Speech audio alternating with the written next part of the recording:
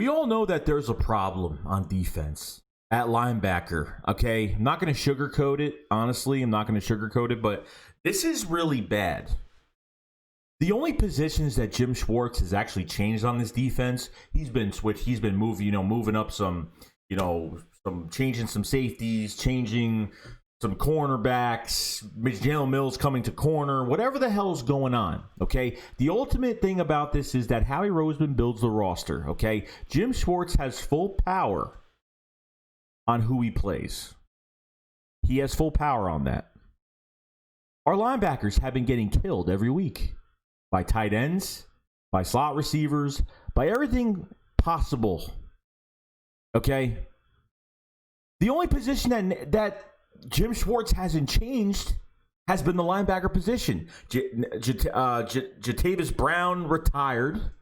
We didn't know what he was going to be. He ended up retiring. We have Nathan Gerry that's been a serviceable backup in the past, but guys, he's looked the worst out of everybody. TJ Edwards, good against the run, bad against the pass.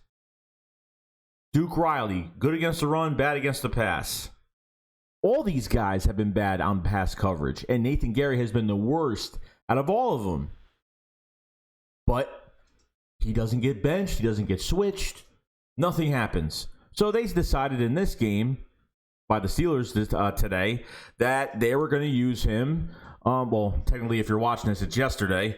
Technically, they put him as the Mike linebacker. He was making the calls. He was doing everything. And against the run, he's pretty good. The issue with this linebacker group is that there's no veterans. There's not one veteran in this linebacker group. And it's to the point where they see eye candy in the backfield. Like, literally, if they see a play going to the left, they just go that way. They don't care if it's coming back to the right. They don't care if it's a fake. They just go that way. These linebackers bite on everything that comes their way. And I'm tired of it. And Jim Schwartz still backs up Nathan Gerry on his play. Backed him up last week on his play. Backed him up the week before on his play. But nothing's wrong, though. The only position we have not changed, we have changed the linebacker position. We have put in other guys. TJ Edwards got hurt. Alex Singleton came into the 49ers game, got a pick six and a couple tackles. But none of these linebackers are coverage guys.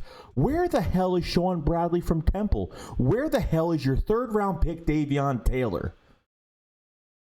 I'm not saying that both of them. I think Shaun Bradley is going to be our best coverage guy. Has leadership quality, coverage, you name it, he's got it. He came in, I think, for a play during the Washington football game. He came one play and he tackled someone at the line of scrimmage and he pounded him at the line. And I was like, yes. And after that, never saw him again. Don't know why. Why do you draft a linebacker in the third round? Why don't you're throwing everyone else on the field, so why don't you throw your guys that were drafted early in the draft? Why are you throwing these other guys, these undrafted guys, but you have your third round pick on the bench? This is the shit that I don't get. This is what I don't get at all. I don't get that at all. I really don't. At this point, it's like, okay, Davion Taylor gets drafted. It's already enough. You have a second round pick and a third round pick. They're barely even playing at all. Hurts is coming in a couple times a game. Okay. Davion Taylor, where's he at? Shaun Bradley, why don't you put him in? Why don't you try him out for a series? Why don't you try him out for 2 series? Why don't you just give it a shot and stop being... What are you doing? I don't get it. I don't get this guy. I really don't. A lot of Philadelphia Eagles fans now don't even think Jim Schwartz should be here anymore. He's overstayed his welcome. We won a Super Bowl with him. And you know what? Maybe it's time. Maybe it's time. I don't know. Switching DCs, not now, but at the end of the year, probably. I didn't think Jim Schwartz was going to come back in 2020. I thought Jim Schwartz was literally going to get another coaching job or go somewhere else to some other organization, and that's pretty much what I thought. The only moves that he's been making really is switching Mills to corner, and that played horrible this week, technically yesterday. So at this point, I don't know what else to say about it. All these linebackers can't do a damn thing. They can't cover. Some of them are good at run, are against the run. Some of them aren't really even good at blitzing at all.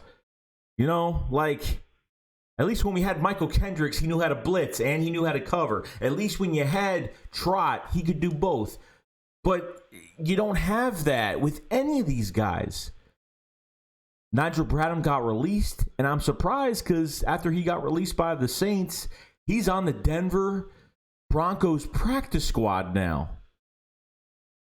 And it's laughable, but we have no veteran presence at linebacker. I want that Luke Kuechly of linebackers. He's probably my favorite linebacker. Patrick Willis is probably my all-time favorite linebacker. But guys like that, and I know those are a dime a dozen to find, but we haven't found someone this close to Jordan Hicks since he left. Nobody. Haven't found nobody. Guess what Jim Schwartz has done? He's gotten rid of so many players that have pretty much went to other teams because Doug is looking for the feedback from Jim Schwartz saying, oh, this player is not really well. I think we're going to release him. I don't think he's playing well. LJ Fort got released last year, played a really good preseason, a great offseason. He would have been on his team right now. He would have played very well because he's in Baltimore right now. He's in Baltimore. When he got to Baltimore, he got an extension. As soon as he pretty much got there after one game. He had a hell of a first game. Now I'm figuring, maybe Jim Schwartz doesn't know how to evaluate who should start. First, we have to worry about Howie Roseman evaluating the damn talent. Now we got to worry about Jim Schwartz not evaluating who should start and who shouldn't start. That's the problem I'm having. You got rid of Nigel Bradham. Jatavis Brown retired. And you were pretty much stuck with undrafted and drafted linebackers that really haven't been up to the standards of what a linebacker should be. Nathan Gerry was a safety at Nebraska, turned to a linebacker. Took him at least 2 years to get to there. I thought last year he finally molded into that linebacker we all really wanted, but his skill set is not fantastic. They lined up Claypool in the game in the slot. Nobody helped. Why didn't Jim say anything about that? Obviously, tomorrow we're going to find out what's going on. We're going to find out tomorrow what Jim is going to say about that. You're putting Claypool in the slot. Obviously, he's matched up with a linebacker right there. You're telling me that no corner, no one could have doubled him? Nobody could have nudged him off the line? I mean, something. Gerry got beat by a half second as soon as he got off the line. As soon as he lined up in that slot, I said, he's going to get burnt. It's done. Free touchdown. Boom. And that's what happened. Claypool got a touchdown. Walked all over us. Embarrassed us. So I don't know what else to really say about it. But Jim Schwartz is starting to tick me off. Honestly, what I think right now, between the offense and the defense, I think the scheme to both sides are starting to crack a little bit. Obviously, Carson Wentz has made issues in the past weeks, but I think with these other guys on this team, I know we have the talent, guys. I know we have the talent here. The problem is our scheme is really bad. Putting players in the right positions to win football games is bad. They don't know matchups. They don't know who should be on the field, who should not be on the field. They don't know everyone's skill set. I don't know what they know anymore. I really don't know what they know anymore. I kind of give up on the whole subject. But you could have a change at DC next year. You could. It could happen. You never know. Dan Quinn just got fired from the Falcons. Could be another option for next year. He's led Seahawks defense to 2 Super Bowls. Okay. Led the Falcons to a Super Bowl as a head coach, but couldn't get it. So, what is Jim going to say to defend this linebacker core tomorrow, especially Nathan Gerry? Nate Gerry, whatever. Because he gets blown off the line in a half a second. A tight end could beat him. The fattest guy coming from McDonald's at 400 pounds could beat him. Okay? That's how bad it is. Nathan Gerry plays with a lot of passion. He plays with a lot of heart. I appreciate that, but he sucks. Period. I'm not a fan of these other. I'm a fan of some of these other guys. If you brought in one good linebacker, at least trade for one. Maybe not this year, maybe next year. At least trade for one or draft one.